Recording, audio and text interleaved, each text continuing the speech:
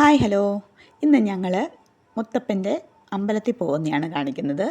ഇത് ഞങ്ങൾ കോളേജിൽ നിന്ന് ഉച്ച സമയത്ത് അവിടുന്ന് ചോറ് കിട്ടുമെന്ന് പറഞ്ഞിട്ട് നമ്മൾ പോകുന്നതാണ്.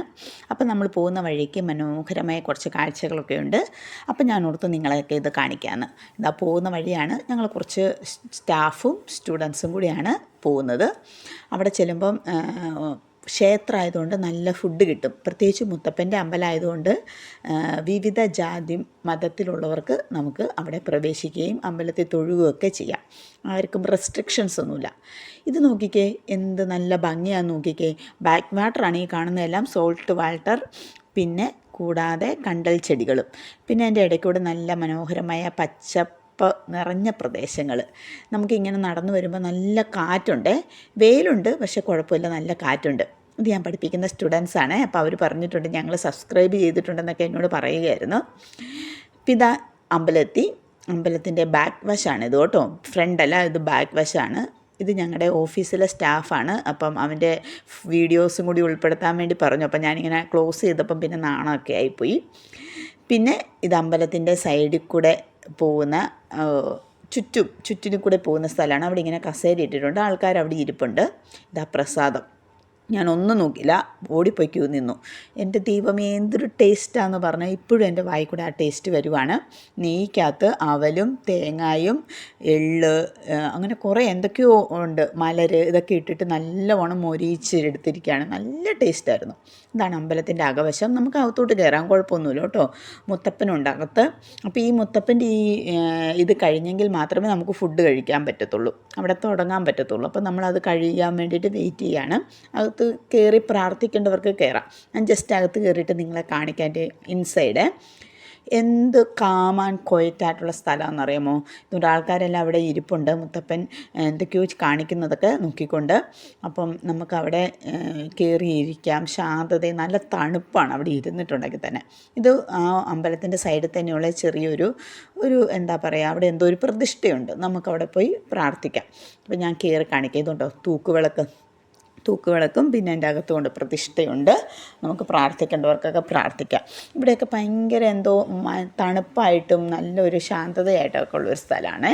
ഇതുകൊണ്ട് ഒരു കിണറുണ്ടോ സൈഡിൽ വട്ടത്തിൽ സ്വർണ്ണ കളറിൽ കാണുന്നത്. അവിടെ ഒരു വിഗ്രഹമുണ്ട്, ഒരു ബ്ലാക്ക് കളറിൽ. ഇതാണ് അമ്പലത്തിൻ്റെ ഫ്രണ്ട് വശം ഈ കാണുന്നത്. ഇതാണ് വലിയൊരു കൊടിമരം കൊണ്ട്. എന്ത് ഹൈറ്റാണ്, വീഡിയോയ്ക്കകത്ത് എത്രമാത്രം കാണാൻ പറ്റുമെന്ന് അറിയത്തില്ല. കൊടിമരമാണ്. ഇതാണ് അമ്പലത്തിൻ്റെ ഫ്രണ്ട് വശം.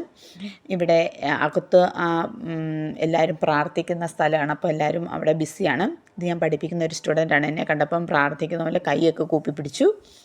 അപ്പം ഇതുകൊണ്ടോ പ്രോഗ്രാം കഴിഞ്ഞിട്ടില്ല, ഇത് കഴിഞ്ഞിട്ട് വേണം ഫുഡ് തരാൻ വേണ്ടി എല്ലാവരും വെയിറ്റ് ചെയ്തിരിക്കുകയാണ്. നമ്മളെപ്പോഴും ഇടയ്ക്കിടയ്ക്ക് വരാറുള്ളതാണ് ഇവിടെ വന്ന് ഈ മുത്തപ്പൻ്റെ ഇതൊക്കെ നമ്മൾ കാണാറൊക്കെ ഉള്ളതാണ് കേട്ടോ. ഇവിടെ ഒരുപാട് പേര് വരും. ഈ പറശ്ശിനിക്കടവ് മുത്തപ്പൻ്റെ അമ്പലം കേട്ടിട്ടില്ലേ, അതിൻ്റെ ഒരു ബ്രാഞ്ച് പോലെയാണിത്. എന്നിട്ട് ഇത് കഴിഞ്ഞു.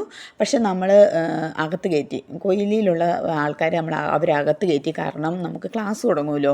അപ്പം ബാക്കിയുള്ളവരെയൊന്നും കയറ്റിയിട്ടില്ല. ഇതാണ് ഇരിക്കാനുള്ള സ്ഥലം. വിശാലമായ സ്ഥലമുണ്ട്, ഇവിടെ ഇരിക്കാം. അപ്പം നമ്മൾ മാത്രം ഉള്ളതുകൊണ്ട് നമ്മളെ ആദ്യമേ കയറ്റി കതകടച്ചു. പ്ലേറ്റ് എടുക്കുക, ക്യൂ നിൽക്കുക. അന്നേരമാണ് നമ്മൾ അറിയുന്നത് ചോറല്ല, ഇന്ന് വെജിറ്റബിൾ ബിരിയാണിയാണെന്ന്. അപ്പം ഞാനിങ്ങനെ വിഷമിച്ചു. ദൈവമേ, ചോറാണെങ്കിലാണ് ആ കൂട്ടുകറി, സാമ്പാർ, തേങ്ങ വറുത്തരച്ചിട്ടുള്ള സാമ്പാറാണ് ഈ കണ്ണൂർ ഭാഗത്തേക്ക്.